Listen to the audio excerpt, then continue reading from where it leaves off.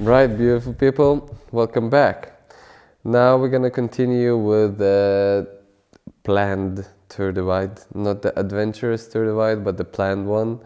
But it still was fun. You get to know how it went. So stay around, watch this, and have fun. Life is good when you're on holiday. Even if you're So I wanted to ride into the Great Basin as far as I can, and then would just sleep on the side. As soon as we left Montana and all that behind us, so it was already way warmer, and that was really nice. And the roadside naps, they became easier. Like you can just lay on the grass on a high grass, high grass, and feel comfortable and not freeze to death. oh, my best bed. My body's there. Roadside crash. Not crash. It's just like lay down. So that's where I rode into the basin quite a bit, slept in a ditch, under the 1,000-star hotel, looking at the stars, falling asleep, waking up, carrying on. Went past Atlantic City, not even stopping there, and because again I was afraid that Tour Divide not gonna let you out, like that was the next place where I got held up. That was the Great Basin where we got stuck in a toilet for 13 hours, and not just getting stuck in a toilet, but also the thing was that the road, because of the rain, it was getting like very sticky, so the speed wasn't the best, and now it was dry, warm, so I covered the Great Basin way faster than I did last year. And again, when I was reaching Wormsata, I knew that it was I think 7 or 8 in the evening, and I knew that by that time we were I was in a basin, and in just like a couple of hours time we would find a toilet, and I knew that we would spend like 13 hours in that toilet. So imagine the feeling that I'm already done with the Great Basin. I'm at a petrol station, and already won another 13 hours. So it was just like a game that carried on in my head. I just hope that this headwind stays full, but Jesus Christ. I'm not moving at all. Actually, when I was leaving the Great Basin, the headwind was immense. Like because there's no trees, nothing to hide behind, and you have just this straight road that you have to follow. And if you get the headwind, it takes forever. Nothing behind me. Quite far. Actually 38 kilometers until next. And that's all into 20 meters per second. Look at this. Yeah, and nowhere to hide. I was trying to get under the handlebars, but there was no more place to hide there, so I was just like struggling. I was actually thinking whether I should stop in the Wormsata and wait out until the sun gonna go down completely, as then usually the winds calm down a bit. What is happening there?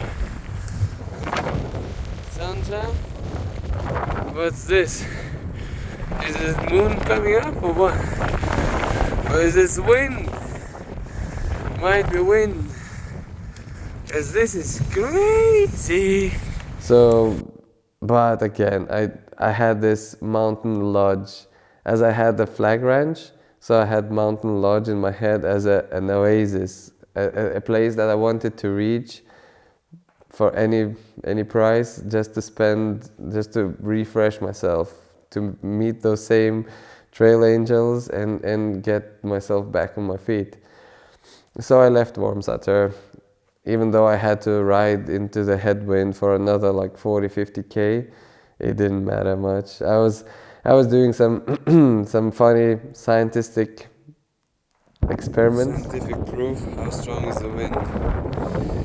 So I was pointing the gun over there. My hobby is over there. You see? It's quite strong headwind. Allez! Allez, allez, allez, allez, allez! Morning! Morning!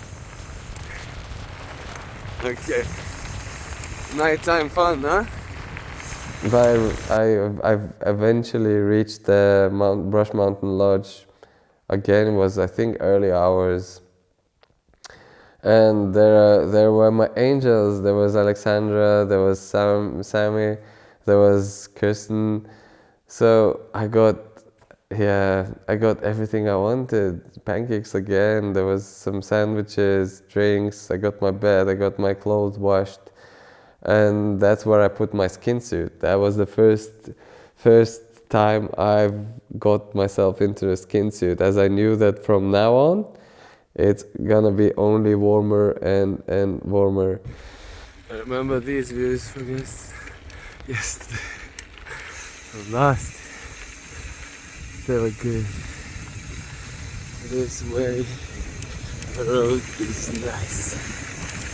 Last year when we were as we left Brush Mountain Lodge, all three of us, Jens, me and Uba, and we were riding down to Steamboat Springs, and Jens told me, if you will ever come back and you'll be chasing a record or anything, you'll be in rush, don't waste time in Steamboat Springs. Instead, use the Clark store that's close to Steamboat Springs, but that's everything in one place, so you can get like things pam pam pam, and then you can just coast like right through the Steamboat Springs. And that's what I did. I used the advice I got from Jens from a year before, and just passed the Steamboat Springs and carried on further into the night, actually. And it was a stormy night because the winds were picking up. The flags were being ripped from the flag posts. That's life lately. I've been doing nothing else but riding into hell and chasing storms. It was a bit scary, or like a thing that you don't want to get caught in, at least not up in the mountains. So I was trying to get downhill as fast as I could. I think those storms, they're gonna stay around all night.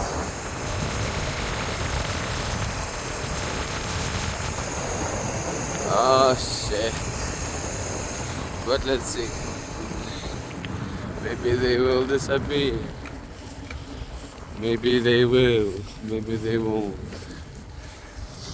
And managed that, and I knew that my next stop or goal was Silverthorne, as there were a hotel or something. I knew that there were hotels from the last year. Last year I spent a night in a toilet in a petrol station.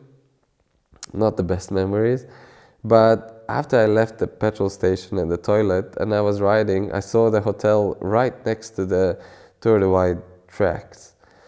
And this year I was like, okay, I'm not gonna be stupid and sleep in the toilet on the cold ground. I'm gonna get myself a hostel or hotel.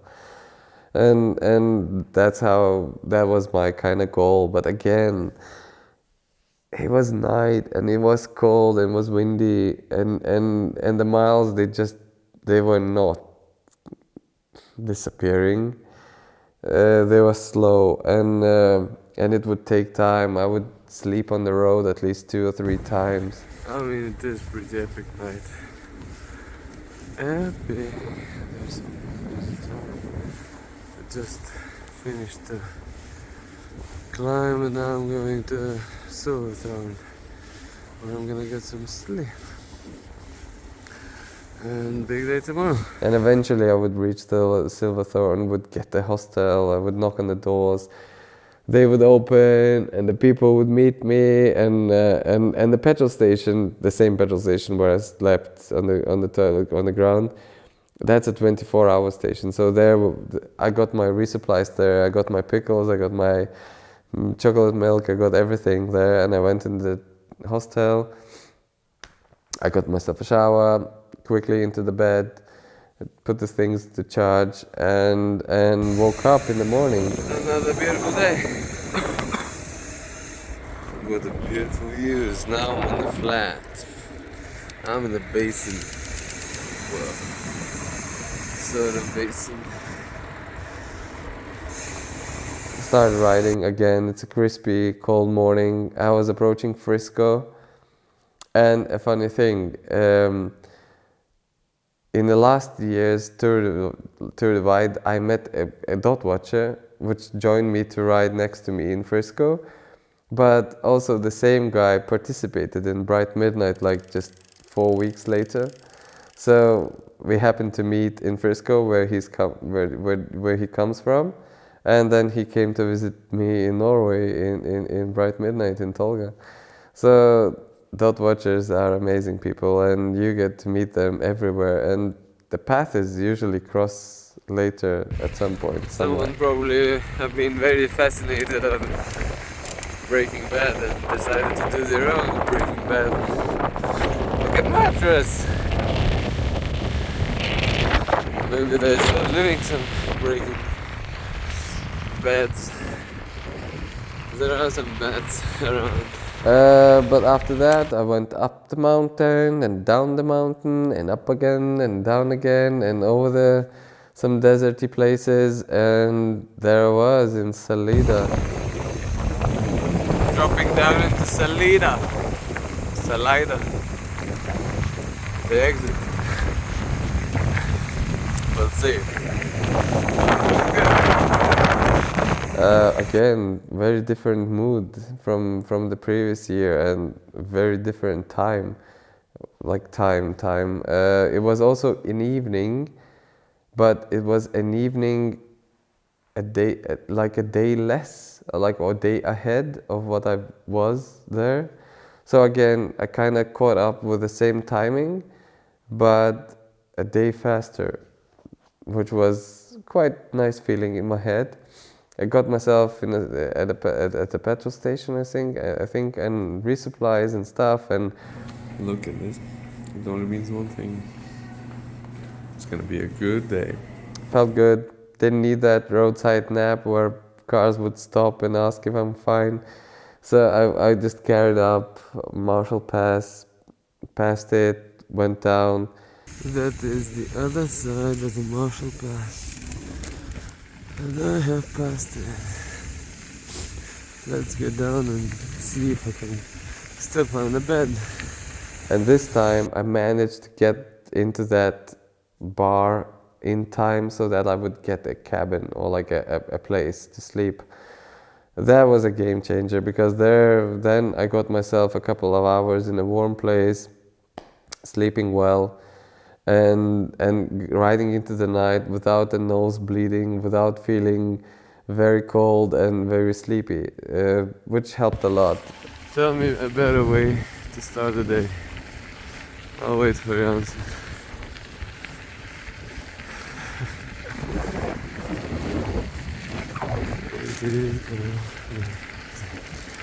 Cold. Again, riding pretty much with everything I have. but it's beautiful. So I was approaching Del Norte. I remembered the roads leading into Del Norte being as they are very wide, but they were just a washboard, a constant washboard. So, and this year they did something with those roads, and they were smooth as. Oh, hello! I didn't notice that this front camera. I wanted to show you the mountains on both sides. But there's me. What a pity. There.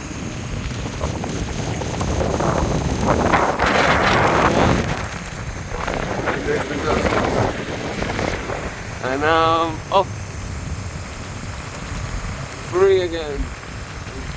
Such a pleasant surprise. I've been met with the washboard free roads. These last year were relentless. Oh my god, feels so good.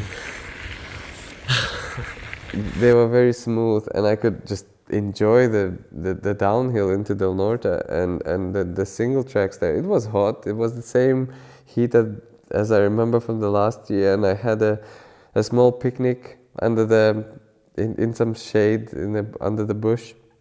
I found an oasis. Shadow. Having some potato chips, burrito from yesterday. But look, I'm sitting on the grass actually, and I could also sit on those, but try to avoid that. It's gonna be a hot day today.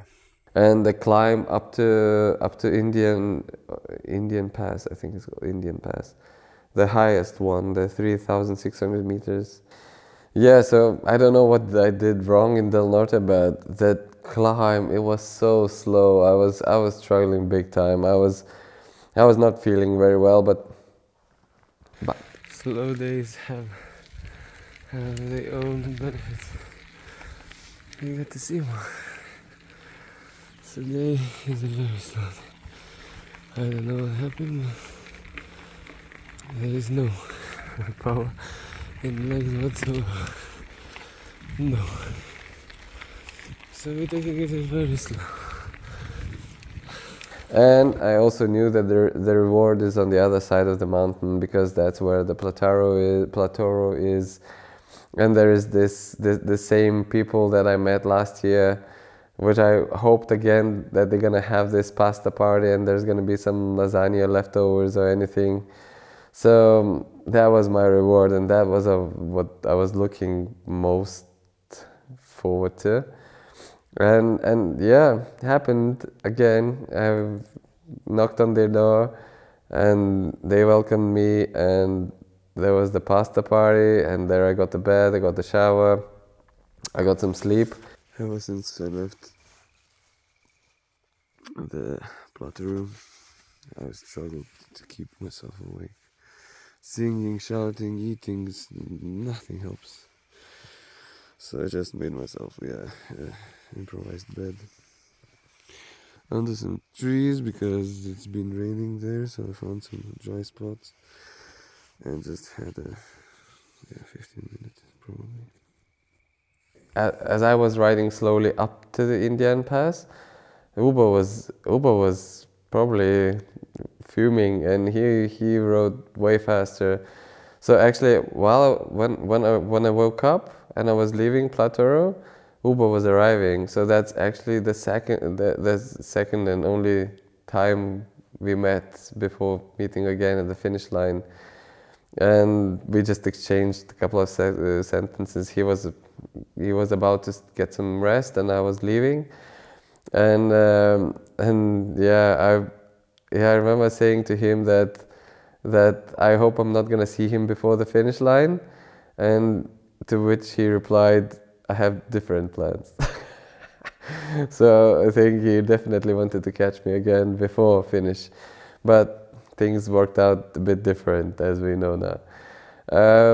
After Platoro, New Mexico, you leave Colorado and then you enter into the New Mexico, and that's where they changed the track a bit. Now we had to do a bit more on a single trail instead of riding the gravel roads, and that single trail is a hiker's trail. It's not meant to be ridden on a bike, or at least not yet. Maybe after all the rest of the cyclists passed, it became better.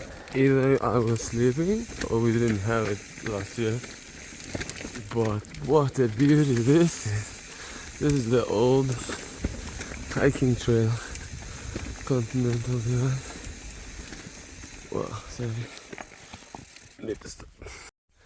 I just really hope that my Garmin or whatever didn't made up this route for me, like accidentally, because this is a charm. Even if I'm riding wrong, I'm having fun. Oh my god. But at least at the beginning it wasn't exactly rideable. And I had to go through some bushes at some point. And I remember one of the branches getting caught in my backpack, or like my hydration vest, and ripping it up. I'm filming just the aftermath, but my hydration vest got ripped into bits, and now I have to remove everything I had in there and put everywhere around. So hydration bladder is gonna be there now. I thought that it just got caught and didn't do much damage, and I carried on riding. And later I just wanted to grab something from my vest, and I took it off, and I noticed that it ripped it open. And I went through the things, because there in the same pocket that got opened, I was keeping my passport, and it was the only thing missing, or like some other bars and stuff, but the passport was missing. And the passport, I mean, I'm in US already, I don't need to cross any more borders, so I'm probably not going to be checked, but if I want to leave US, it's a thing that you probably need. So I just left everything, ran back up to back down the trail. I remember where it happened, so it was, I don't know, kilometer away. So, and I found it laying on the trail, so picked it up, back to the bike. I remember panicking, or I even packed a hydration bladder at the front of my jersey or the back, and got rid of a lot of stuff from the hydration vest, because I somehow thought that it's completely, like, it's just rubbish. I'm gonna throw it away in the next town. But the only thing that got ripped was that pocket. So after riding another 10 kilometers and thinking where I'm gonna put all the stuff, I came up with the idea that actually I still can keep my bladder in the same vest, and I'm not gonna lose it, and I still can use the pockets that are in the front, because they still have zippers and they are not open. Anyway, it just like shows how you struggle to make a good decisions when you are sleep deprived, when you are tired, and when you have ridden for quite a few hours and days. This is what I love about 31, you know. Shows you all America, not just a fancy, schmancy one, but those little villages as well, where life is life, as it is. The new part in New Mexico that they made the trail is really fun, but it's a lot slower than the road. So it was fun. I mean, I enjoyed riding it because I was on a full suspension bike, a Trek Super Caliber generation, second generation, which has a little bit more travel. And I had all the suspension working, both rear and front. Mike's bikes did an amazing job making sure it runs smoothly. And I was approaching, after that there's these towns, this section of towns. Albuquerque is, I think, the first one that comes, and there's a quite a long climb to Cuba. That's actually where my third and last, or like not last, but third mechanical failure happened in the 23 divide, when my gears completely died that night.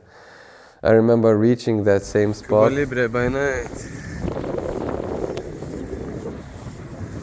Electrico. I think the town itself is over there. So turn left somewhere, and we'll look for something that's open 24 hours. Cause I need everything. I got pretty empty over the mountains there. Had to stop and sleep even. And again, thinking of how much time I've wasted, because I had to sleep up in the mountains until the morning hours. It's just when I managed to find out that I can kind of drag the gears out and in and kick them around. And this time I only stopped to rest because I was tired. So I just found myself a tree and get myself some rest there. And after I woke up, I rode into Cuba, and same McDonald's and same Circle K that's there, the petrol station, and was feeling good. And I got my resupplies, my gears were working, my suspension was working, all pedals on the bike, life's good. So I just carried on to Grants, where the Highway 66 or Road 66 is passing by. This is the historical Route 66. I'm on it. I'm in it. I don't know. Wobble. Wobble, wobble. Now it's only industrial stuff like shops. Yeah, but I don't know what was before. Probably the same. There's a huge petrol station called Love's. Jesus Christ, what a place. Those long ones. And here I am with all my shit and cake. Cake is glory. Like this glorious day. There's lots of trucks and lots of stuff. You can buy yourself cakes. That's what I did. Cakes, pickles, chocolate milk, all the usual ingredients. And the next stop then was the Pie Town, which wasn't that far away. Oh, I remember.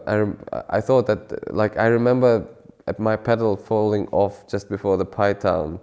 So I remember again how much frustration and time I lost that time. And now actually I was riding through the same spot again, looking where I lost my pedal, and both pedals still on the bike. So the feeling was good. It's been a long year, but I'm back to Toaster House. A bit different time of the day. So. And I came to the Toaster House, but that was a bit of and I saw the storms ahead of me, and I was like thinking what to do. Should I rest in the Toaster House because I knew that there's a bed, I can get a shower there, I can get most of the things, I can definitely refill on water. But I wasn't sure what to do about the storms, because if it rains at night and the rain gets on the roads don't dry out, and then they are not rideable. Okay, fuck. It rains here. It looks like it's raining even more there. These roads, they're not built for rain, you know? Of course. Third divide is not over until it's over. And at the end, the decision was that I'm gonna just have some rest in a Toaster House, in a bed. I was alone in that house, I think. Yeah, there was not many other hikers or cyclists. So I just picked a bedroom, and got myself a couple of hours of sleep and left it. Was good until it wasn't, or it was mostly okay. But in the morning, I reached the place where the storm that I saw last night was. This is where it rained last night when I was entering Python, and I think it was very nice and wise to sleep in Python because you can't actually see, but my tires are packing up with the mud as the road is still wet. You can't dry it out fully, at least. So there's a lot of shit flying around. Yeah, we can't stop. I don't want to stop. Just need push. Need to push. So it was a bit stressful, but at the end everything worked out. Life is good when you're on holiday. Even if you're laying in a ditch.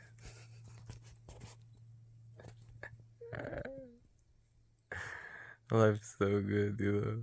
Amazing. Life's amazing. And there was this climb up to the Colorado, like the Tour Divide or Continental Divide hiking trail. I passed it, I walked it, I rode it. If you're not familiar with Trail Angel term, this is Trail Angel. I was descending there thirsty and not empty but low on water, and those two stood there. I mean, this is Trail Angel at its best. Why does it take it so long?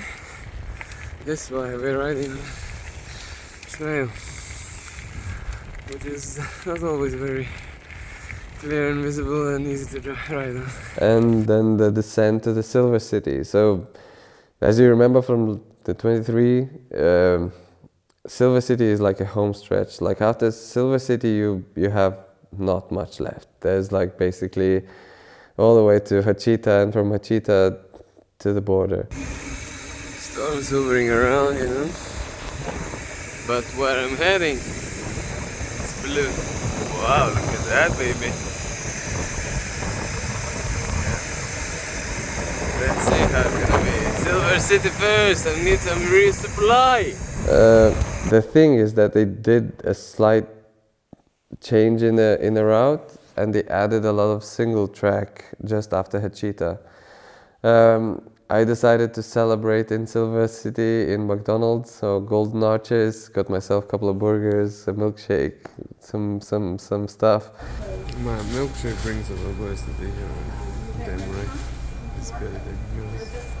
Filled my bladder and left as I saw that like some storms were around. I mean, that was a thing again in 24 Dubai, the weather, the storms, they were always around.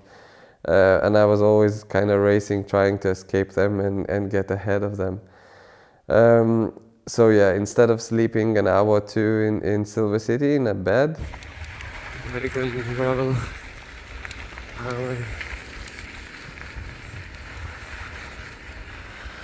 I know my engine won't start. I somehow struggled to get going now. Of course, McDonald's was too big, but well, that was the celebration. I decided to move forward as it was still night, so I knew that's when you are the fastest. I think I'm sending myself into the mouth of the lion. So then, just wait a second, there is plenty of lightning. Of course not now. Because otherwise when the day comes in New Mexico, the temperatures get above 40 pretty quickly. So that's what I tried to avoid. I was trying to avoid riding in the daytime in the heat, so I was riding at night instead. Just before the Hachita, you cross a railway, and there was a long train passing by. I was standing there for a couple of minutes, but you know, like in between the gaps, like when the carriages are coming, you can see the lights on the other side. Like there was a car waiting for me on the other side. Can you see it? You can't see it, but you can hear it. A long train.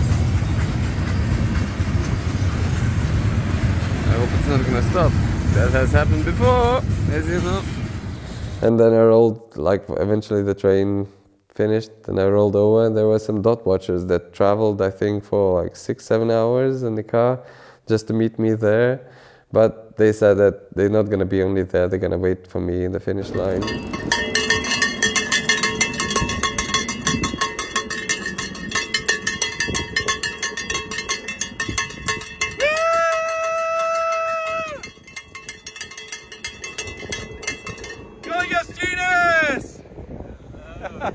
Welcome to CPAR! Good job! You're stuck behind a train, huh? Yeah, that's the only reason why I will not make the record of like 12. You saw it? You recorded it? Yes, you got it. You got it. If you need water, there's water on the corner of the building over there. You good? All right. I didn't expect anything else. Yes, of course. Oh, that's awesome. We've been following you the whole way. It's been amazing to watch. Yeah, thank you so much. We're from Arizona. Right. Just like 5 hours from here. So. Yeah, I stayed with Oh, yeah. Peru, Tucson? Yeah. Tucson, Arizona last That's great. So that was a great stay as well. You have a cowbell. Yeah. And everything. Of course. I'm so rush. 82 miles left. You coming? 82. You got this. It's all downhill from here. Yeah. Except for a little bit at that new section that they added in that. Hachita. Because I was like, oh, okay, now you hit the tarmac and now it's like done. So like you can sit like last year what I did like was when I hit the tarmac, so I was just going through, you know, like it's a journey. It's like Yes. been many days out of being in snow in Montana and you come here to the blistering heat Yes. and everything, and so it's like a lot to go through. And Yeah. when you're in the race mode, so you kind of don't do that, and you can hit those straight flat roads, and this is when you have the time to do that. Yeah. But we'll be challenged a bit. Yes. So I think you have about 9 miles of washboard road here and then Yeah, pavement after that. Headwind and washboard. Yes, that's right. Best Cooling you off. Best combo. You bet your worst. Yeah, exactly. All right. All right. Take care. Bye. Woohoo! There goes Justinas. That gave me a little bit of a boost, or refreshed my mind. I had some different things to think about now. I rode all the way to Hachita, and in Hachita, instead of taking left, now you have to take right, and it was too early for the shop to be open, so I couldn't get any more resupplies, but I still had some. I managed to actually save one cheeseburger and one pickle all the way for my finish celebration. but that wasn't that easy. I mean, before getting there, the trail now goes through a sandy part. Good morning, you beautiful people. The last morning. I'm doing the CDT hiking trail on the bike. That's where I'm gonna go, in between the mountains, but before that, still need to.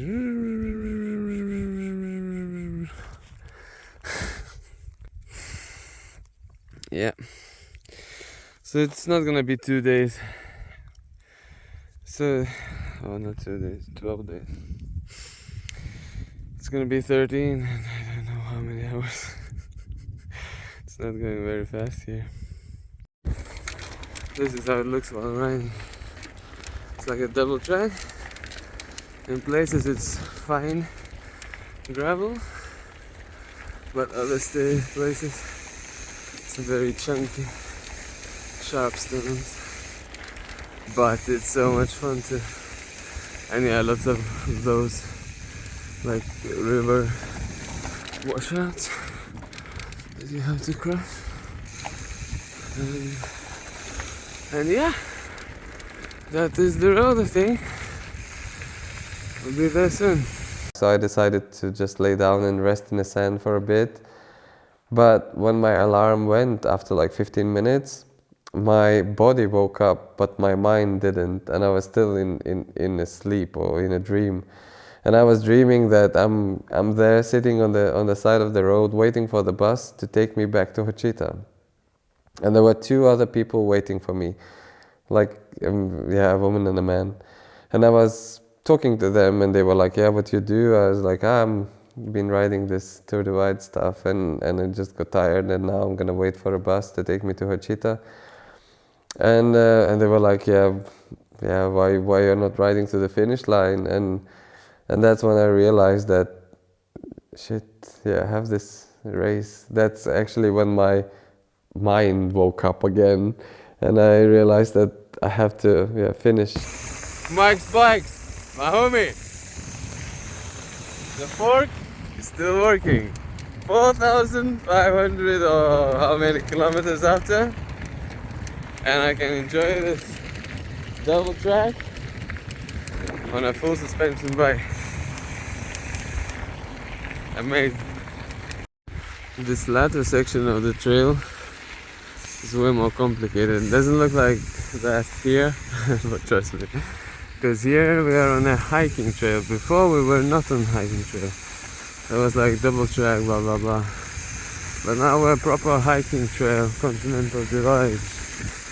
And here it gets tricky, because hikers tend to choose their ways differently.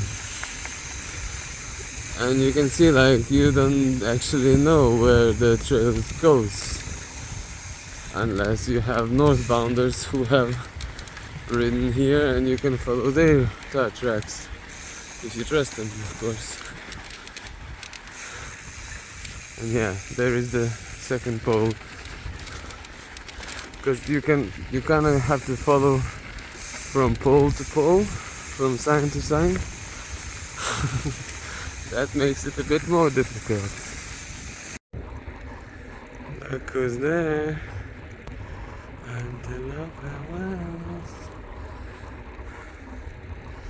There's not much. It's a desert. A desert.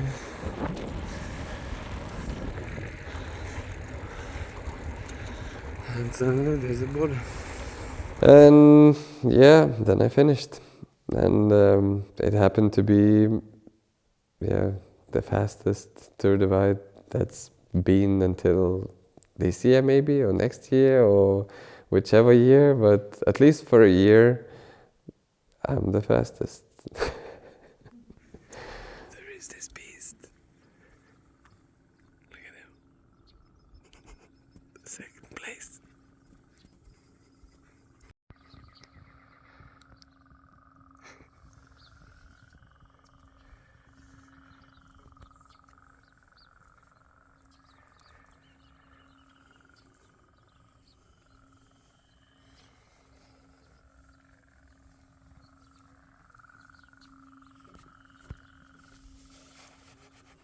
Are you alive, my friend? What? This 24 Divide was about fixing the mistakes I made in 23 and just see where I'm gonna end up. But all those mistakes, they have costed me so much time in 23 that by 24, after I fixed them, I was already like a day and a half at least ahead of my time that I had in 23, which meant that I probably am just above 13 days, which is, yeah, about the record pace. But I also learned from 23 that Tour Divide is not finished until it's finished, until you are at the border, because things can happen. New Mexico is dry, and now the trail goes between the cactuses and everything, and it's very easy to puncture a tire, do something else stupid, crash or whatever. And I mean, the race is not won until you are at the finish, so you have to be at the finish to win the race. So I was trying to take it carefully and getting on the road. And once I was on the road, then I started to think that the emotions kind of, or thoughts about breaking this long-standing record of 8 years. Mike had it. Many people tried it and many people got close, but nobody managed to break it. And now I'm on a home stretch, like last 10 kilometers or 15 kilometers, and I'm gonna be the one. So it was a bit of emotional stuff, and as I was going through all that, Jeffrey Sharp turned next to me filming and asking how I'm doing. So that was a bit, yeah, funny moment. We just had a laugh, and I approached the line and he said like, yeah, I'm gonna be waiting for you there. And I was rolling in with my hands up, and Eddie Clark was there to capture those moments. New course record!